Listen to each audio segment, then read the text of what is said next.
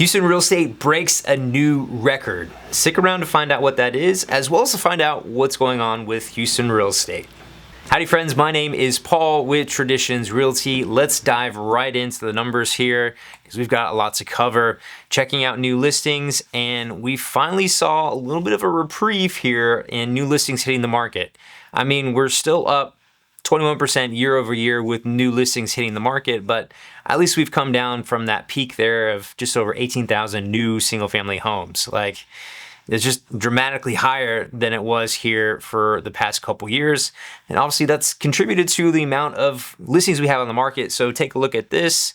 The active listings for single family homes has just been straight up here all of 2025, just been straight up. And we're almost at 39,000 single family homes on the market, which is currently the record. So that's one of the records I was referring to. It's the highest amount of single family homes we've ever had here on the market in Houston. So if your home's on the market, wonder why it hasn't sold, we've got a lot of competition. That's kind of part of it. So great news too, if you are looking to buy a house, you have lots of options, a little more opportunity to negotiate. So that is great news for you if you're looking to buy. But for active listings, that is an all-time new record. Now, pending homes, these are homes that have accepted an offer and they're on their way to close. And so you kind of see here that we dropped off here for the month of June. And it looks like we dropped off a lot, but actually the red line's 2023. So we're well ahead of 2024. So we're actually up 10% year over year on pending homes.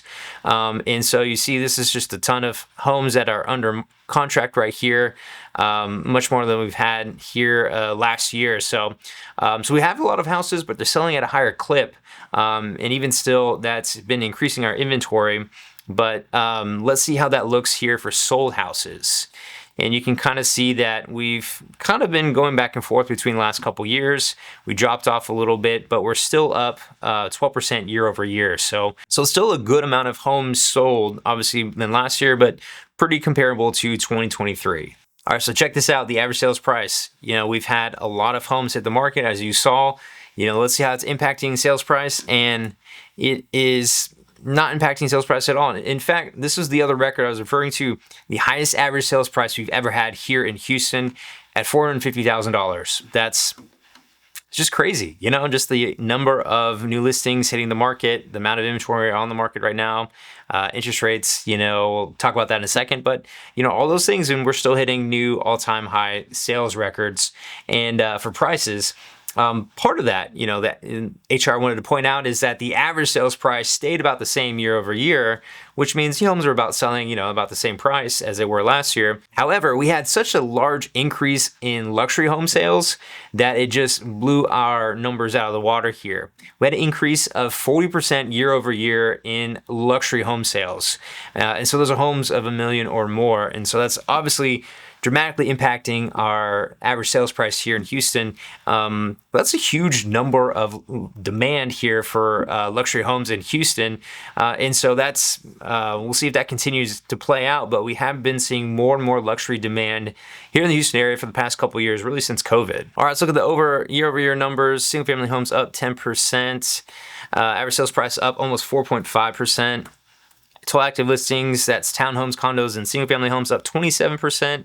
Months of inventory is at 5.4 months, which is, we are in not a buyer's market, seller's market, we're in an average market. So it's not gonna be too hot, not to be too cold, it's be right there in the middle, and kind of good for both, but your home's potentially going to sit on the market a little bit longer if you are selling your house. If you're looking to buy a home, you have some more options, obviously, but it's not like where you can just go lowball a house for 100 grand less and they're going to take it, you know. So you know, keep that in mind. It's not like a major buyer's market at this point.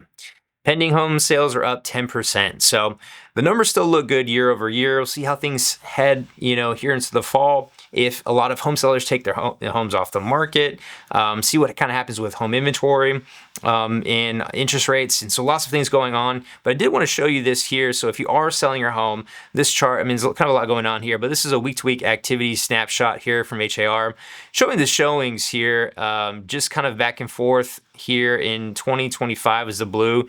So for the most part, you know, we're down a little bit in the spring, you know, early part of the year, but then we've been back and forth. And so it's good to see that the showings have been kind of about where they were this time last year. We do see quite the drop off here in July. We'll see if that happens again, and then kind of starts to trail off here in August and then in the fall.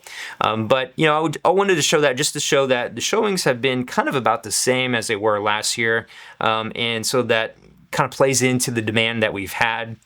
And then talking about interest rates, this is the Freddie Mac chart. Freddie Mac Primary Mortgage Market Survey. So this is kind of the average mortgage rates that we've been seeing here since last year.